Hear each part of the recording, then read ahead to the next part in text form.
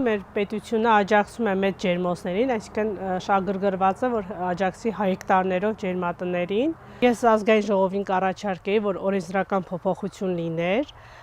եւ մտցնեին ավելի ճկուն գնային քաղաքականություն, հողերի սեփականաշնորհման հետ կապված, որպեսզի փոքր բիզնեսը մրցակցությունից դուրս չմնա։ Կոնկրետ մեր նման բիզնեսը, որ պոտենցիալ ունի աճելու եւ կարող է ավելի մեծ պրոդուկտ թողարկել, զուտ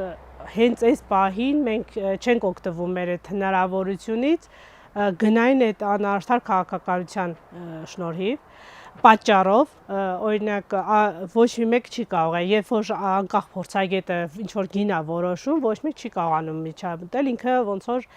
իր որոշումը վերջնական է, առաջարկեի դա կամ հիմա օրինակ այս պահին կան համայնքում, որ բարձր գներով հողեր են առաջարկվել ու ոչ մեկ չի դիմում աճուրդի, չեն գնում, այդպես քնած վիճակում մնացել է։ Կառաջարկեի, որ ինչ որ օրենսդրական փոփոխություն լիներ, որ մի քանի անգամ եթե այդ հողը դրվում է աճուրդի ու չեն գնում այդ գնով, ուրեմն գինը գոնե իջացնեն, այսինքն եթե անկախ փորձագետ այդ գինը որոշել է, չեն իջացնում, վերջ, մնաց այդ բարձր գինը։